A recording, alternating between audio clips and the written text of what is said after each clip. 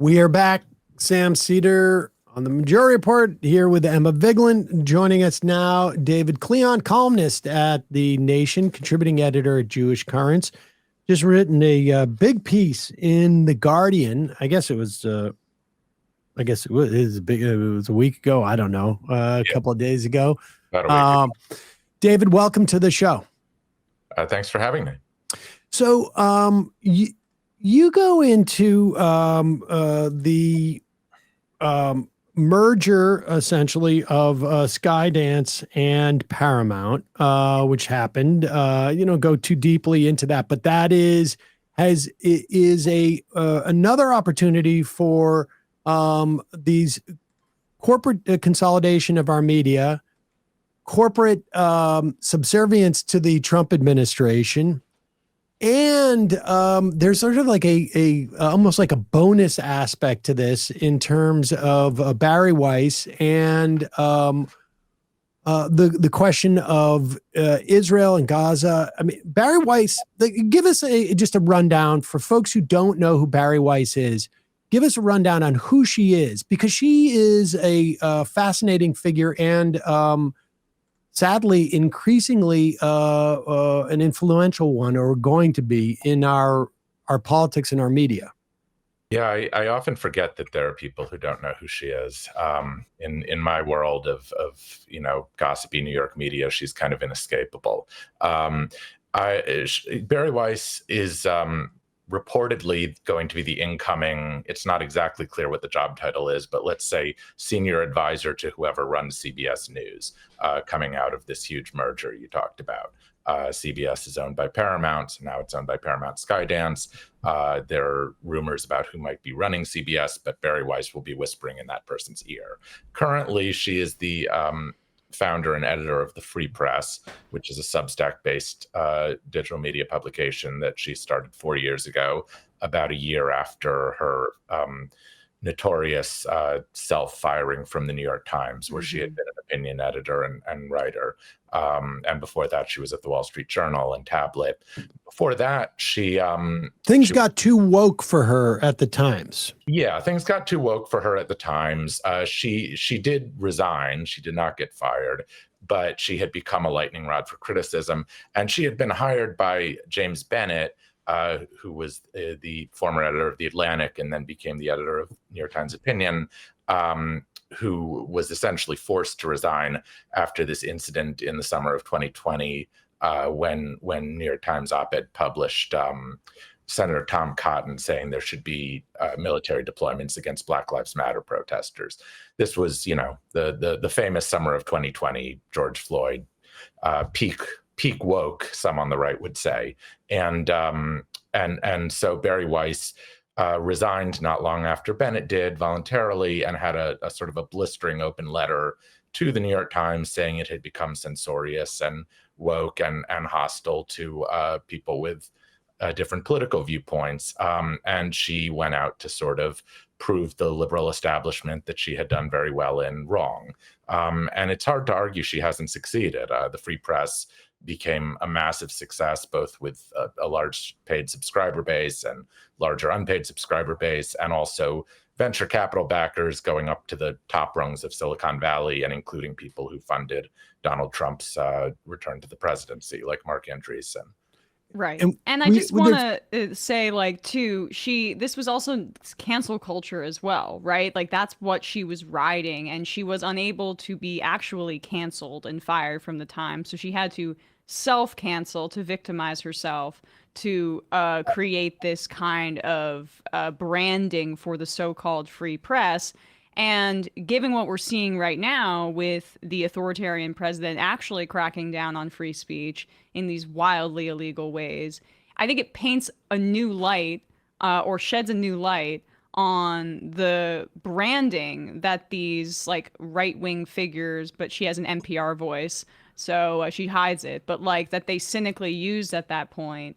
And in the face of actual crackdowns on free speech, you see where she lands. Well, here's where I should be a little fair to Bari. I try to be fair, because my piece makes the case, which I stand by completely, and which no one has corrected any facts on, that Bari has, despite originally branding herself as a never Trumper back in 2016, and despite the official, categorization of the free press as kind of heterodox, non-ideological, nonpartisan, has overall had a very clear pro-Trump slant, and in particular in terms of I focused on the ways that she's used the free press over the last 10 months to sort of carry water for the Trump administration's efforts to suppress speech, especially at university campuses, in media orgs like NPR, and very likely soon in CBS.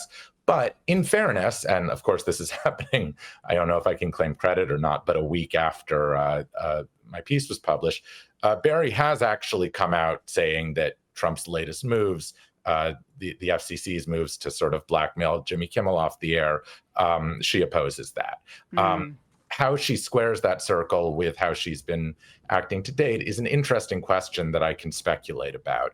But I do have a theory for. He's not a brown person. Well, wait, I do want you to speculate that, but I think the answer probably lies somewhere in the notion of she got her start at Columbia University as a student, literally doing like the TPUSA equivalent of professor watch lists. I mean, that was literally how she got her start, was to try and get professors at Columbia. And this is years ago. I mean, she's, what is she, like in her early 40s now? I mean, this must have been both 41. Yeah, so this must have been, well, you tell me, when you were at Columbia. I mean, so you were aware of this as a student, I would imagine. Less than you would think, and I'm a little embarrassed about this. Partly, I think, because I was studying abroad at the height of it. Partly because I just wasn't as active on campus as I might have been if I could do college over. And so I heard, I think I first got to know Bari, who was the class behind me, even though we were the same age. I think she'd taken a gap year in Israel, which Israel being a major part of Bari's interests since the beginning. I think I knew there had been a controversy around her, but I didn't really know the details. And, if it were me today, I certainly would have thought to look into them, but I think I was wrapped up in other things. And we were friendly. But in hindsight, I know, for instance, she was being funded by an Israeli think tank called the Shalem Center, which is associated with the national conservative Yoram Hazony, basically a fascist intellectual who backs Netanyahu. This was 20 years ago, but even then, I mean, she was playing ball with them and was one of a handful of students at elite campuses around the country. This was reported, I don't know, a decade or more ago in the Forward, I think.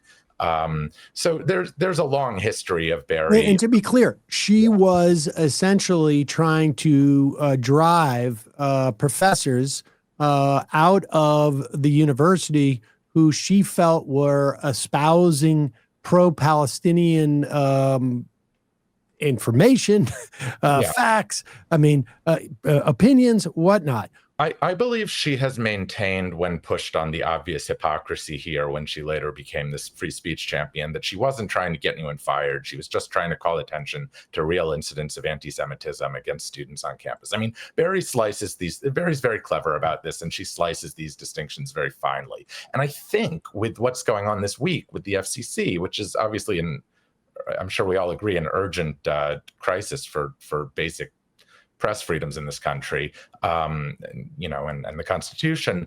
I think that the line she is drawing is you shouldn't directly use the federal government and the hammer of the FCC to try to drive speech off TV. But in fact, as she said in the editorial I assume she penned for the Free Press and shared on Twitter, it would have been fine if ABC fired Jimmy Kimmel of its own volition. But I should say it's not totally clear if they fired him or just indefinitely suspended him as we record this. But I think she thinks that, or she's maintaining that it would have been fine for them to fire him over the anodyne thing he said. But the fact that the FCC chair is saying that's unacceptable makes it a threat to free speech, which is a very, very fine distinction. I mean, I would agree with that. I think as far as it goes, because I think that is the difference between what is unconstitutional and what is just, if ABC says we're firing you because of this, the audience in that instance has the opportunity to influence that decision, right? I mean, people can say like, I'm boycotting, but when they're doing it because the FCC has pressured them, or and frankly, we saw it in the context of Skydance, in Paramount, when they are acting in a way that is essentially a soft bribe, right? Like we're going to do X, Y, or Z so that you give the approval for this acquisition or merger or whatnot. It's also almost the exact same mechanism. It's just the sort of like opposite side of it. One is the forehand and one is the backhand, in terms of like a government influence. We should also say, just so that we have a complete a sense of who Bari Weiss is, she is the one who created the IDW, the intellectual dark web, where popularized it anyway. I don't know if they would self-identified before then. I think it was a phrase they were tossing around, but she wrote the big, hilarious New York Times feature that sort of put them on the map. The photo shoot of them in the dark, magical forest. We should also say is completely self-negating. Like the idea that these people were relegated to the darkest corners of the web. First of all, we all knew their names beforehand. They all had massive platforms, and they were being platformed in the New York Times. The idea that they were not allowed to do what they were doing was completely like. Well, she presented them as she often does herself in her publication, as heterodox, classical liberals with different views on things, but virtually to a person, the names that she was highlighting are right-wing influencers, or have turned out to be, in many cases, hard right influencers. I mean, there's a clear valence when she does this. Bari Weiss is not surfacing people who turn out to be on the left. There is one thing. I mean, there is a little bit of divergence between Harris and the rest of those, but there is one consistent element with all those people. They are all Islamophobic. Yes. They have all had a long-standing problem with Muslims, and mostly transphobic too, right?